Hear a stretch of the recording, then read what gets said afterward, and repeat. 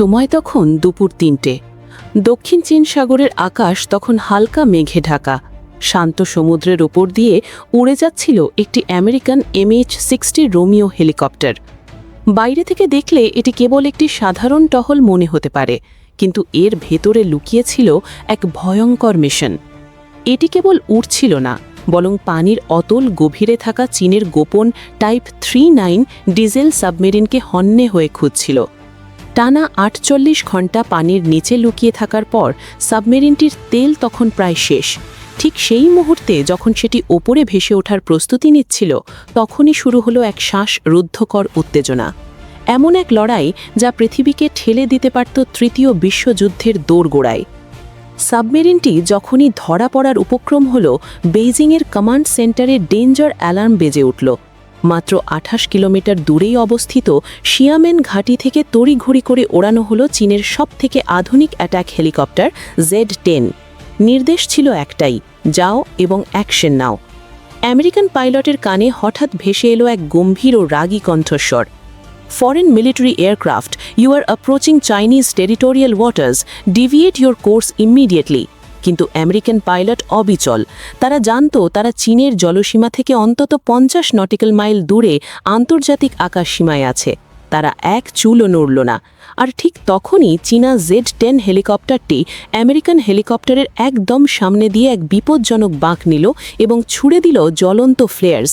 আকাশ তখন ধোঁয়ায় আচ্ছন্ন। আমেরিকান পাইলট ভাবছিলেন হয়তো তাকে ভয় দেখাচ্ছে, কিন্তু তিনি জানতেন না তিনি এক মরণ ফাঁদে পা দিয়েছেন।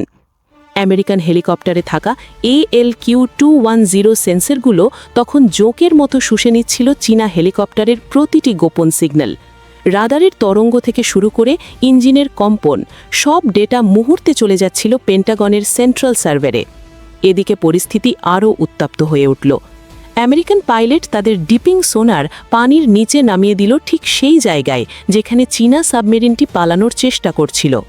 বাঁচার তাগিদে সাবমেরিনটি যখন দ্রুত নিচে নামতে শুরু করল, তখন তৈরি হলো বিশাল এক শব্দের ঢেউ। নৌবাহিনীর ভাষায় যাকে বলে ফেটাল মিস্টেক।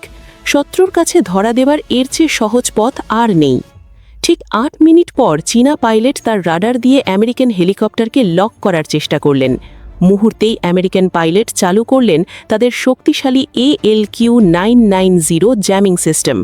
চীনা পাইলটের স্ক্রিন তখন পাগলের মতো আচরণ শুরু করল।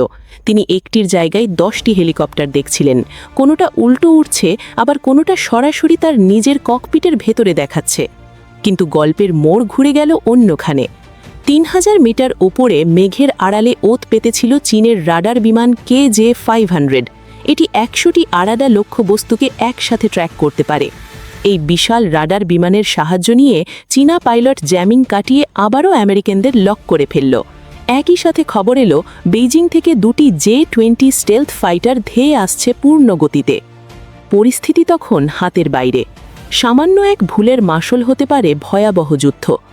আমেরিকান পাইলট বিচক্ষণতার পরিচয় দিলেন। তিনি আন্তর্জাতিক আইন অনুযায়ী নিজের প্রতিবাদ জানিয়ে সেখান থেকে সরে আসার সিদ্ধান্ত নিলেন। সেই দিন হয়তো বড় কোনো রক্তক্ষয় হয়নি, কিন্তু দক্ষিণ চীন সাগরের সেই ৮ মিনিট প্রমাণ করে দিয়েছে আধুনিক যুদ্ধ এখন আর কেবল কামানের নয়, বরং সেন্সর আর জ্যামিংয়ের। যদি সেদিন আমেরিকান পাইলট ফিরে না আসতেন, তবে আজকের পৃথিবীর মানচিত্র কেমন হতো তা আমাদের কল্পনারও বাইরে। আপনার কি মনে হয়? কমেন্টে আপনার মতামত জানান। ভিডিওটি ভালো লেগে থাকলে চ্যানেলটিকে সাবস্ক্রাইব করে সঙ্গেই থাকুন।